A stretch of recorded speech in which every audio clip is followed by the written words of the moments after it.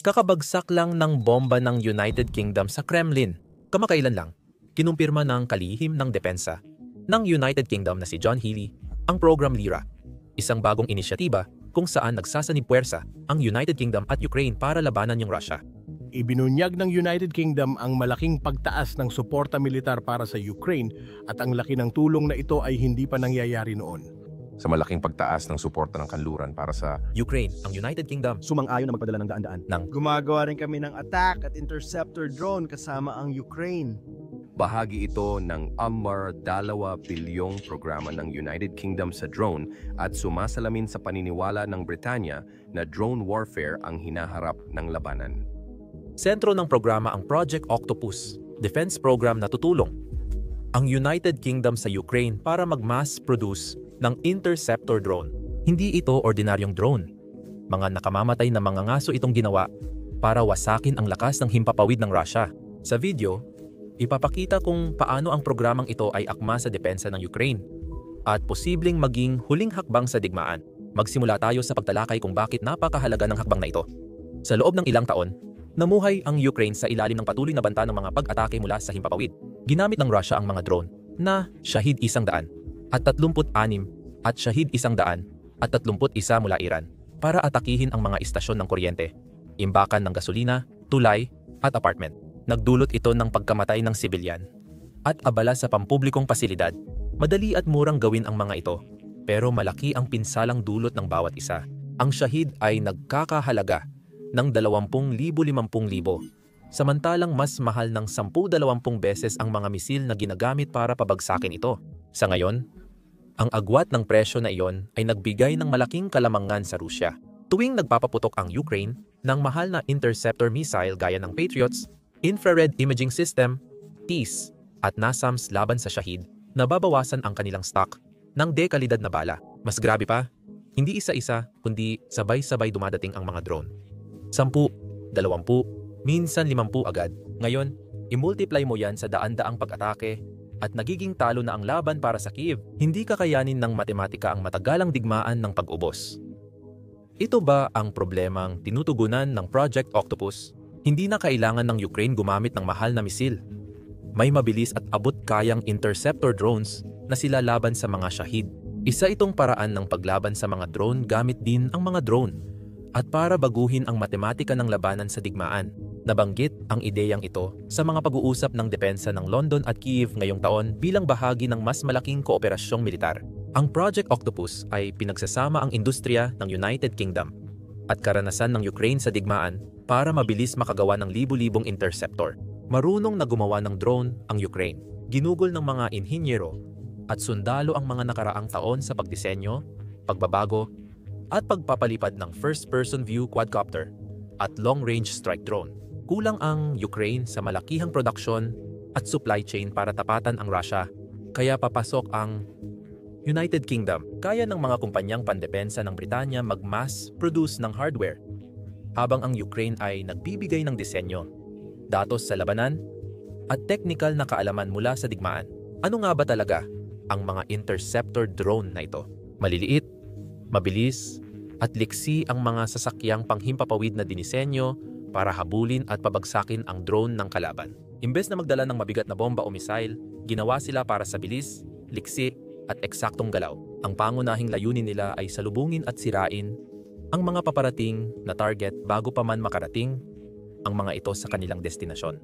May mga umaasa sa direktang banggaan, tinatamaan ang drone ng kalaban ng eksakto. Ang iba naman ay gumagamit ng maliliit na pampasabog o electronic jammer para mapahinto ang mga ito habang nasa ere. Ang mahalagang katangian sa lahat ng ito ay ang mabilis na reaksyon. Kailangang matukoy, masubaybayan, at maharang ng mga interceptor na ito ang mga target sa loob ng ilang segundo. At nagagawa nila ito ng mahusay. Para magawa iyon, gumagamit sila ng mga advanced na guidance system na pinagsasama ang optical sensors, radar input, at artificial intelligence. May mga kontrolado mula malayo at ang iba naman ay semi-autonomo. Layunin nitong alisin ang pagkaantala para makaresponde agad ang Ukraine sa swarm attack. Natatak ng Russia sa digmaang ito. Isa sa pinakamalalaking layunin sa disenyo na inuuna ng parehong United Kingdom at Ukraine ay ang pagiging abot-kaya. Dapat mura ang interceptor para magamit ng marami nang hindi nauubos ang yaman. Ayon sa mga eksperto, ang presyo kada unit ay 10,000-20,000. Kasing presyo ito ng isang Shahid at mas mababa ng malaki kumpara sa halaga ng isang misil mula sa traditional na air defense system. Kung gagawing mas mura ng Ukraine ang mga drone kaysa Shahid ng Russia, maaaring mawala ang kalamangan ng Moscow mula simula ng digmaan. Parang sinasabi ng Ukraine, bakit ka gagastos ng malaki kung kaya mo namang talunin ang Russia ng tipid? Hindi sapat na maganda ang mga drone, dapat gumana rin sila sa mas malawak na sistema ng depensa. Kaya sabay na dinidevelop ang interceptor program, radar network, ground sensor, at command system para maagap na ma-detect at matrack ang paparating na drone. Kapag may nakita ng swarm, agad itong ibinabahagi sa Digital Defense Network ng Ukraine. Pwedeng magpalipad ng interceptor mula sa malapit gamit ang radar at visual na datos para salubungin ang target bago makarating sa lungsod. Kaya mabilis at matalino ang mga drone na ito. Pero ang tunay na nagbago ng laro, handa na ang mga ito mula sa linya ng produksyon para pahirapan ang Rusya. Ang mga kumpanyang pangdepensa ng United Kingdom na Prevail Partners at TechEver United Kingdom ay magpo-focus sa maliliit na disenyo ng unmanned aerial vehicle, mga elektronikong sistema at propulsion. Magbibigay ang Ukraine ng piyesa, pag-assemble at testing. Partnership ito na may malinaw na tungkulin. Ang United Kingdom ay magbibigay ng pagmamanukpaktura, pondo at lohistika. Ang Ukraine naman ay mag-aambag ng karanasan, inobasyon at mabilis na feedback mula sa labanan. Mas mabilis silang kumilos kaysa sa halos lahat ng tradisyonal na military contractor na mag-isa. Ang bilis ng mga pangyayari, kaya sinabi ni Pollard na halos wala pang oras. Ang United Kingdom ay magpo-produce ng humigit kumulang 2,000 drones kada buwan, handang ipadala sa Ukraine para gamitin. Hindi lahat ay parang kwento ng engkanto. Sa katunayan, may hamon ang malakihang produksyon. Ang mga drone ay kailangan ng motor, baterya, sensor, at computer chips na kasalukuyang kulang sa supply sa buong mundo. Dahil sa mga parusa sa Rusya, naging mahalagang kalakal ang elektronikong piyesa at tumaas ang pandaigdigang demand sa drone parts. Parehong dapat tiyakin ng dalawang bansa ang tuloy-tuloy na access sa piyesa nang hindi umaasa sa di mapagkakatiwalaang supplier. Maswerte, nagtutulungan ang mga opisyal sa Londres at Kyiv para sa matagalang kontrata ng piyesa laban sa kakulangan. Pagkatapos lampasan ang mga hadlang at matapos buuin ang mga drone, dadalhin ang mga ito sa Ukraina at i-assemble sa ligtas na pasilidad malapit sa mga pangunahing lungsod o depensa. Pagkatapos, ide-deploy ang mga ito para protektahan ang mga mahahalagang lugar tulad ng Kyiv, Odessa, Dnipro at Kharkiv na pawang nakaranas ng matitinding pag-atake ng drone at misil. Hindi na pwedeng ipagpaliban ito. Habang dumarating ang taglamig, inaasahan na muling bobombahin ng Russia ang mga pasilidad ng enerhiya para ilubog sa dilim ang Ukraina. Mahalaga ang papel ng bagong interceptor sa pagpigil dito. Hindi basta nagmula sa wala ang ganitong pag-iisip. Noong nakaraang taglamig, nagpakawala ang Russia ng mahigit 1,000 missile at drone sa isang kampanya na layuning puwersahin ang Ukraina na sumuko sa pamamagitan ng pagyeyelo. Tinamaan ang mga planta ng kuryente, naparalisa ang electrical grid, at nagsiksikan ang mga pamilya sa malamig na basement habang umuulan ng niebe. Hindi lang ito militar, kundi isang psikolohikal na digmaan para pahinain ang loob ng Ukraina gamit ang dilim at lamig. Layunin ngayong taon na hindi na maulit ang parehong estratehiya. Ang bagong interceptor drone ay maaaring alisin sa Rusya ang kalamangan nila tuwing taglamig na pagkawala ng kuryente. Kung mapigilan ng mga interceptor kahit ilan sa mga Shahid at cruise missile na target ang infrastruktura, mananatili ang kuryente sa Ukraine sa mga lungsod na nagdilim noong nakaraang taon. At kung mananatiling bukas ang pagpainit, patuloy na gagana ang mga pabrika at mananatiling maliwanag ang mga ospital, hindi babagsak ang morale. Sa katunayan, lalo pa itong titibay. Hindi na kailangan ng Ukraine paulit-ulit ayusin ang mga istasyon ng kuryente matapos ang bawat atake. Kaya natitipid ang pera, lakas tao, at oras. Mahalaga ang mga ito sa matagalang digmaan. Tulad ng nakikita ninyo, hindi lang panlaban sa banta ang mga drone, pinoprotektahan din nila ang normal na buhay. Dahil sa katatagan na iyon, naging posible ang mas matagal at matinding laban.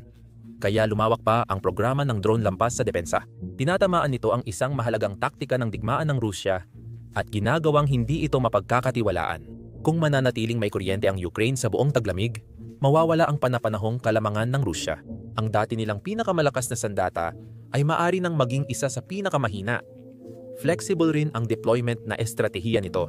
plano ng Ukraine na gumamit ng Regional Defense Center para kontrolin ang interceptor groups sa lokal, sa halip na umasa sa sentralisadong utos.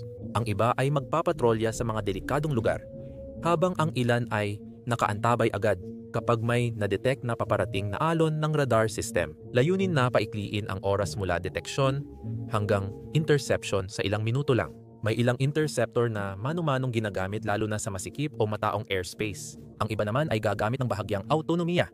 Automatikong tinutukoy at tinutugis ang mga target kapag naaprobahan na. Sa kombinasyon ng mga radar, jammer at missile system ng Ukraine, magdadagdag ang mga interceptor ng mahalagang mid-level na depensa. Sila ang bahala sa murang drone para matipid ang mamahaling misil at magamit laban sa eroplano at ballistic na banta.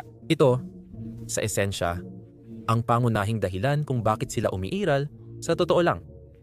At muli, hindi ito isang malayong pantasya. Nagsimula na ang maagang produksyon at pagsusuri sa mga hindi isiniwalat na lokasyon ayon sa ulat.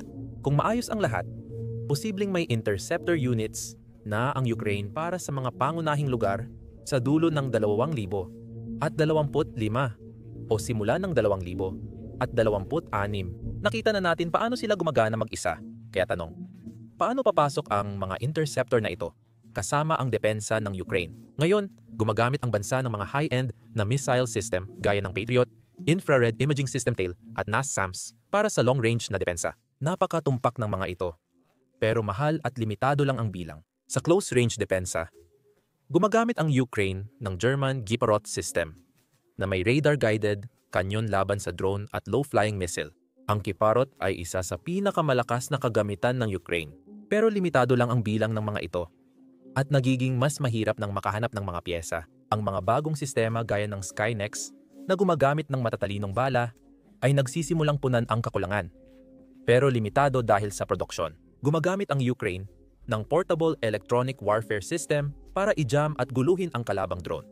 Pero mahirap pigilan ang mga Shahid dahil pre-programmed ang ruta nito. Kaya nakikita mo, parang may kaunting kakulangan sa merkado.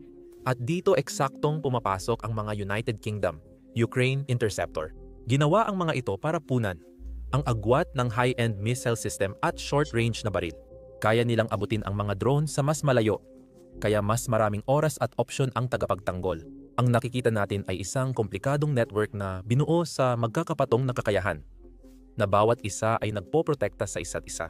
Ito ang dahilan kung bakit napakahalaga ng proyekto ng Interceptor. Sa wakas, maaaring makuha ng Ukraine ang abot-kayang sagot sa pinakamainit na taktika ng Russia. Kapag ang gastos ng depensa ay pumapantay sa pag-atake, ang panig na mas maayos ang koordinasyon at mas mabilis mag-innovate ang nananalo. Malaking problema ito para sa Russia at hindi lang simpleng pag-upgrade, kundi estratehikong pagbabago. Ang simpleng programa ng drone ay bahagi ng mas malawak na plano ng kanluran para baguhin ang labanan sa digmaan ngayon at sa hinaharap. Para maintindihan ang lakas ng hakbang ng United Kingdom, dapat mo itong tingnan sa mas malawak na perspektibo. Hindi lang ito basta pagpapadala ng drone. Bahagi ito ng mas malawak na layunin ng NATO na pahinain ang kakayahan ng Russia sa laban. Lahat ng bagong armas, intelihensya, at pagsasanay ay bahagi ng estratehiyang nabuo mula nang tumawid ang tangke ng Russia sa Ukraine noong 2022. Matagal nang maingat ang kanluran. Gusto nilang tulungan ang Ukraine pero ayaw ng direktang sagupaan kontra Russia.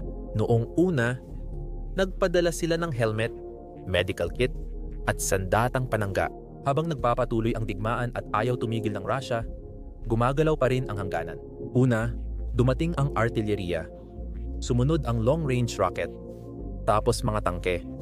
At ngayon mga advanced na drone at air defense system na katapat ng Russia.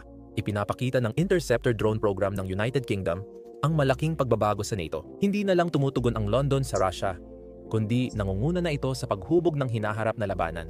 Ang programang ito ay kumakatawan sa pagbabago mula sa pagtulong sa Ukraine na makaligtas patungo sa pagtulong dito na manalo. Parang sinasabi ng United Kingdom sa Russia, hawakan mo namin, binabago namin ang laban.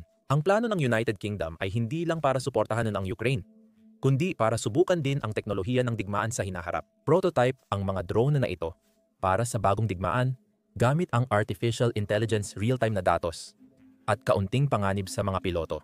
Ginagamit ang Ukraine bilang testing ground ng mga sistemang posibleng magdikta sa susunod na 30 taon ng lakas militar.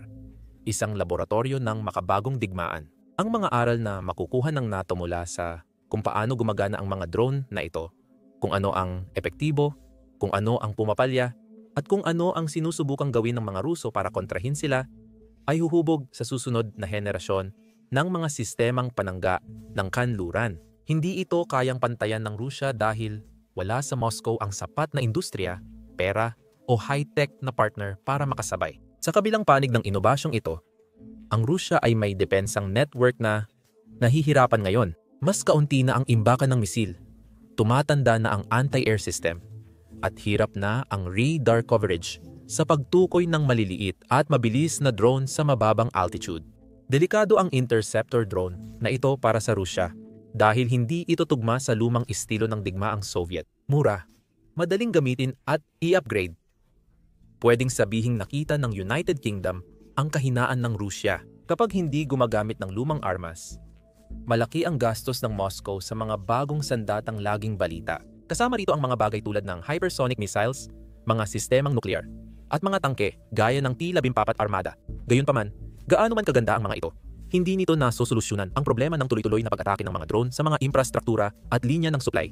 Hindi mo naman gagamitin ang tangke para sumabog lang ng mga drone, di ba? Dahil dito, nakatuon ang mga plano ng United Kingdom at Ukraine sa kahinaang ito na lalo pang lumalala. Sa tuwing tinatamaan ng Ukraine ang isang oil refinery o imbakan ng armas sa loob mismo ng Russia, napipilitan ang Moscow na gumugol ng mas maraming oras at yaman para ipagtanggol ang sarili nitong teritoryo. Hindi iyon inaasahan ng Kremlin. Akala ng Russia, sa Ukraine na lang mangyayari ang labanan nang simulan nila ang pananakop dahil sa inobasyong suportado ng kanluran. Kumalat na ito sa loob ng Russia. Nagdadala ito ng presyong mas mahirap kontrolin ng Kremlin. Ang mga lugar tulad ng Belgorod at Kursk sa Russia ay nakakaranas na rin ng drone alarms, tama sa infrastruktura at pagkawala ng kuryente, na dati ay akala nilang sa Ukrainians lang nangyayari. Ang ilusyon na kayang ilayo ng Moscow ang digmaan ay unti-unti nang nawawala. Hindi na lang frontline ang apektado, kundi pati bayan. Binabago nito kung paano nararanasan ng karaniwang Russian ang digmaan. Kung pinsala ay sa sundalo o malalayong labanan lang, maaaring walang pakialam ang publiko. Pero pag sa sariling bayan at lantad na ang panganib sa publiko, nagiging personal ito. Ang personal na takot ay nagdudulot ng pampulitikang kaguluhan. Kaya nagtatanong ang mga tao ng delikadong tanong tulad ng, bakit tayo ganito ka-vulnerable? Bakit hindi tayo napoprotektahan ng hukbong sandatahan? At bakit tuloy-tuloy pa rin ito? Ang mas pinahusay na kakayahan ng Ukraine na ipagtanggol ang sarili, lalo na sa mga programang tulad ng Project Octopus, ay nagpapalaya ng mga yaman para sa piling mga kontra-atake. Bawat matagumpay na atake sa Russia ay nagpapababa ng pakiramdam ng seguridad ng mga tao. Ang takot ay hindi lang sa lansangan, kundi pati na rin sa mga gobernador, komandante ng militar, at malalapit sa Kremlin na pinangakuan ng mabilis at malinis na digmaan. Ang propaganda na ipinapakain sa kanila ay nagsisimula ng lumitaw kung ano talaga ito, kasinungalingan at basura. Ang ganitong presyon ay nagpapahina sa pundasyon ng kapangyarihan ni Putin, na kilala bilang malakas na leader na may kontrol at nagpoprotekta sa Russia laban sa kaguluhan. Ngunit kapag nangyari na ang gulo sa mismong Russia, nababasag ang imaheng iyon. Nagiging balisa ang matitigas ang paninindigan. Nag-iingat ang regional na elite at nagsisihan ang mga paksyon sa militar. Kung magpatuloy ang talo habang lumalakas ang depensa ng Ukraine, tumataas ang banta ng pag-aalsa, posibleng kudeta, sa pilitang pagbibitiw o tahimik na pagtabi sa pwesto. Kung magpatuloy ito, hindi lang problema sa militar ang haharapin ni Putin, kundi pati krisis sa kanyang lehitimasyon. At bawat drone na nasasabat ng Ukraine, bawat pag-atake na inilulunsad nito, ay lalo pang nagpapalalim sa krisis na iyon. Pero hindi lang iyon, ibinubunyag din ng pagbabagong ito ang mas malalim na bagay. Matigas pa rin ang estruktura ng militar ng Russia. Gaya noong panahon ng Soviet, maraming tauhan, mabibigat na armor, at mahigpit na kadena ng utos. Ang ganitong klase ng puwersa ay hindi madaling makasabay sa mabilis at hindi inaasahang drone warfare. Samantala, ipinapakita ng United Kingdom at kaalyado sa NATO ang lakas ng pagiging flexible. Hindi lang iisang modelo o misyon ang drone program, isa itong sistemang pwedeng mag-evolve.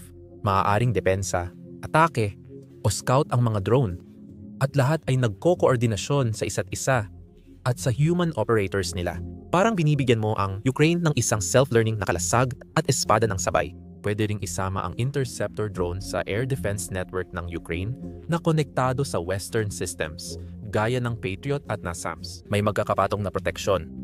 Isa para pabagsakin ng missile, isa laban sa eroplano, at isa para sirain ang drone. Integrated ang sistema na nagtutulungan ang bawat layer. Noon, inaabot ng buwan o taon bago makamit ang koordinasyong ganito. Dahil sa datos na pinapasa ng NATO countries, nagagawa na ito sa loob ng ilang linggo. Pwedeng mag-upload ng updates ang Briton inhinyero direkta sa Ukraine Defense Systems real-time. Nagbibigay ito sa Ukraine ng kakayahang mag-adapt na wala ang Russia at nagpapakita na hindi na natatakot ang NATO sa paglala ng situation. Tinanggap ng mga pangunahing kanluraning kapangyarihan na ang kaligtasan ng Ukraine ay nakasalalay sa lakas. Hindi lang sa mga pangako, sa pangungunan ng United Kingdom sa drone initiative. Hindi lang sila sumusuporta kundi nagtuturo ng direksyon sa alyansa. Mahalaga ito sa politika.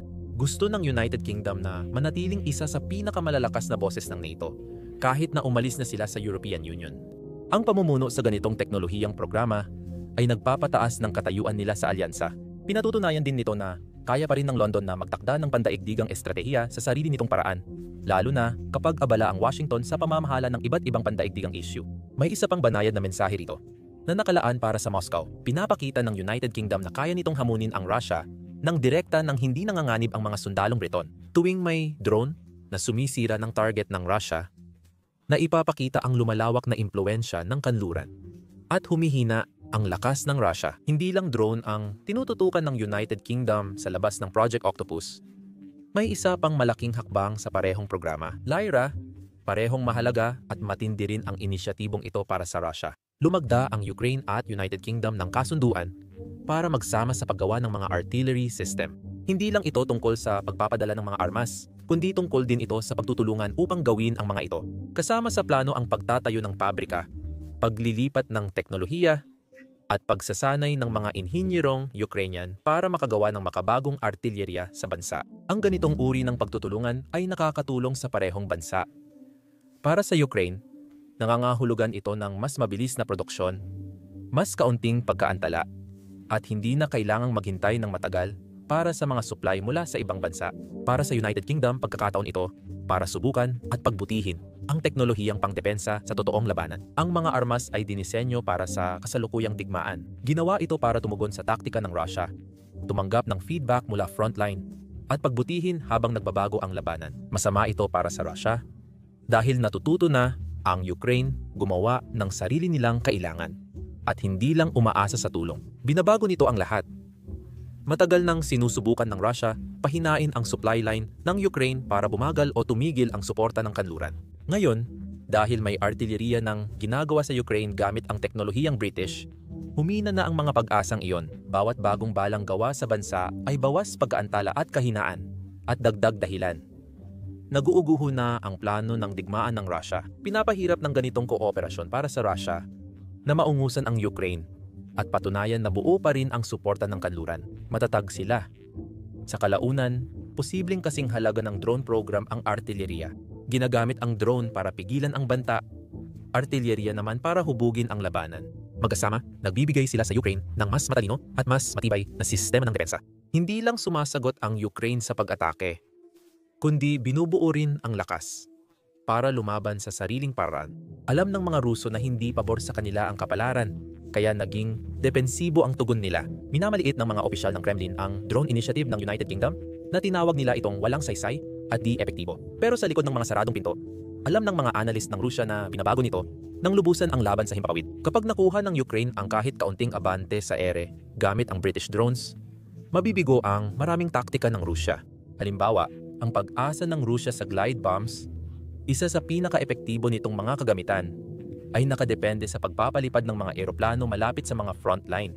Kapag ligtas na nakakapagpatrolya ang mga bagong interceptor drone ng Ukraine, mapipilitang umatras ang mga jet ng Rusya at malilimitahan ang kanilang pag-atake. Maaaring baguhin yan ang takbo ng digmaan sa ilang buwan. Malakas din ang simbolismo nito, lampas Ukraine. Masusing nagmamasid ang Poland, Estonia at Finland.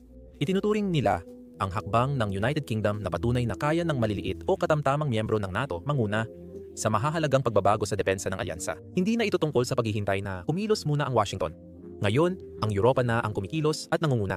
Maaaring maliit pakinggan, pero malaki ang geopolitical na epekto nito. Unang beses sa dekada, pinatunayan ng Europa na kaya nitong gumawa at maglunsad ng komplikadong sistema mag-isa. Maaaring magdulot ito ng tunay na pagbabago sa labanan at baguhin ang kooperasyong pangdepensa sa kontinente sa hinaharap. Ipinapakita rin nito na ang mga drone ay di lang murang sandata, binabago rin nila ang estratehiya. Pwedeng maging inspirasyon sa ibang NATO countries ang United Kingdom program para gumawa ng sariling espesyal na drone systems sa depensa, pagmamanman o kontra-atake. Kapag nangyari iyon, makikita mo ang ganap na pagbabago sa paraan ng pakikidigma ng NATO. Mas kaunting misyon na may tao, mas mabilis na pag-angkop, at mas mababang gastos sa bawat labanan. Sa Rusya, lalong tumitindi ang presyon kaya tuloy-tuloy ang trabaho ng mga pabrika ng armas sa Moscow para palitan ang nawalang kagamitan sa harap. Dahil sa parusa, mahirap makuha ang importanteng elektronikong bahagi. Malaking problema ito dahil umaasa ang mga makabagong drone at misil sa mga inaangkat na chips at sensor. Dito mas nagiging interesante ang estratehiya ng United Kingdom. Hindi lang sa digmaan umatake ang London laban sa Russia, kundi pati sa estrukturang sumusuporta sa militar ng Russia. Magkaugnay ang mga parusa, limitasyon sa teknolohiya, at pagbabahagi ng intelihensiya sa isang layunin. Pigilin ang adaptasyon ng Russia habang ang Ukraine ay bumibilis, tumatalino, at lumalakas ang armas. Ang mga social na British accent ay malamang na iniisip, bakit aatakihin ang bunga kung pwede namang atakihin ang mga ruta? Kahanga-hanga kung paanong tugma ang bagong suporta ng Britanya sa pangmatagalang plano ng depensa ng Ukraine. Alam ng Kiev na kahit matapos agad ang digmaan, patuloy pa rin ang banta mula sa Russia sa mga susunod na taon. Kaya ang mga interceptor drone ay hindi lang para sa kasalukuyang labanan. Ito ay isang pamumuhunan para sa hinaharap na sistema ng seguridad ng Ukraine. Sa pagtulong ng United Kingdom sa Ukraine, sinisiguro nilang magkakaroon ito ng sariling industriya ng depensa at makabagong teknolohiya pagdating ng kapayapaan. Hindi mapipigilan ng Russia gamit ang bomba o propaganda ang epekto ng bagong interceptor drone program ng Ukraine na lagpas pa sa labanan. Tuwing may nasisirang Russian drone, nananatili ang kuryente sa lungsod o hindi tumatama ang missile sa target, malakas ang mensaheng ipinadala nito sa Europa at Western Alliance. Epektibo ang tulong sa Ukraine. Mas mahalaga ang ebidensyang iyan kaysa iniisip ng marami. Sa digmaan, pananaw ay kapangyarihan. Dapat ipaliwanag ng mga gobyerno sa mamamayan ang pagbibigay ng tulong, lalo na habang tumataas ang gastos. Kapag nakita ng botante sa Britanya, Alemanya o Estados Unidos na napoprotektahan ang Ukraine at bumabagsak ang mga drone ng Russia, nagkakaroon ito ng pakiramdam ng pag-usad. Hindi lang basta nabubuhay ang Ukraine, ito ay sumusulong. Ang tagumpay na iyon ay nagpalakas ng determinasyon ng kanluran. Maaaring sabihin ng mga leader na ang suporta sa Ukraine ay hindi kawanggawa, kundi pamumuhunan sa pandaigdigang katatagan. Bawat na-intercept na drone at bigong pag-atake ng Russia ay patunay na ang teknolohiya ng kanluran ay nagliligtas ng buhay at nagtatanggol ng kalayaan. Ang tagumpay na ito ang nagpapanatili ng tuloy-tuloy na daloy ng tulong. Kapag nakita ng gobyerno ang resulta, nagpapadala sila ng dagdag na kagamitan, pondo, at mas modernong sistema. Lumalaki ang suporta ng publiko, kaya ang usapan ay mula sa gaano ito katagal. Naging paano palalawakin ang tagumpay na ito? Naka-inspire na ang United Kingdom leadership sa drone program sa iba. Ang Poland, Czech Republic, at mga bansang Baltiko, na siyang higit na nakakaunawa sa banta ng Russia, ay kumikilos na ngayon, pinapalakas ang NATO at pinapaigting ang kooperasyon sa mga teknolohiya ng depensa sa hinaharap. Nakikita na ng Ukraine ang mga benepisyo. Ang lumalaking kumpiyansa ng kanluran ay nagdadala ng mas tuloy-tuloy na tulong at mga pangmatagalang pangako. Nagpadala na ang Sweden ng combat boat, kontra-tangke na armas, at pyesa para sa Gripen jets bilang paghahanda sa buong pagde-deliver ng mga jet na posibleng magbago ng labanan. Nangako ang Alemanya ng 2 dagdag na Patriot Air Defense Batteries bukod sa naunang 3. Nagpadala ang Israel ng isa pang Patriot system, kinumpirma ni Pangulong Zelensky, at may inaasahang dagdag na 2 ngayong taglagas. Nagpatupad ang Estados Unidos ng bagong tulong na nagpapahintulot sa mga kaalyadong Europeo na pondohan ang armas na gawa sa Amerika para sa Ukraine, tulad ng HIMARS munitions, counter-drone systems, at precision-guided artillery. Lahat ng ito ay direktang tugon sa lumalaking tagumpay ng Ukraine. Ang mga tagumpay na ito ay nagbubukas din ng mga pinto para sa mga industrial na pakikipagtulungan. Isinasaalang-alang ng mga kumpanyang pangdepensa mula sa kanluran ang pamumuhunan sa sektor ng sandatahan ng Ukraine, kabilang ang pagtatayo ng mga lokal na pasilidad at pagsasanay ng mga inhinyero. Nakakatulong iyon sa Ukraine na labanan ang digmaan ngayon habang naghahanda ring ipagtanggol ang sarili nito ng mag-isa sa hinaharap. Pinansyal, nagbibigay ito ng katatagan, tinutulungan ng tiwala ng internasyonal na komunidad ang Ukraine sa pagkuha ng pondo para sa pag-aangkat, pagkukumpuni ng infrastruktura at enerhiya. Kapag matatag ang Ukraine, nagiging mas mababa ang tingin sa panganib ng mga mamumuhunan at nagpapautang. Kaya gumaganda ang kredito at muling pagtatayo. Sa politika, kasing lakas din ang pagbabagong ito.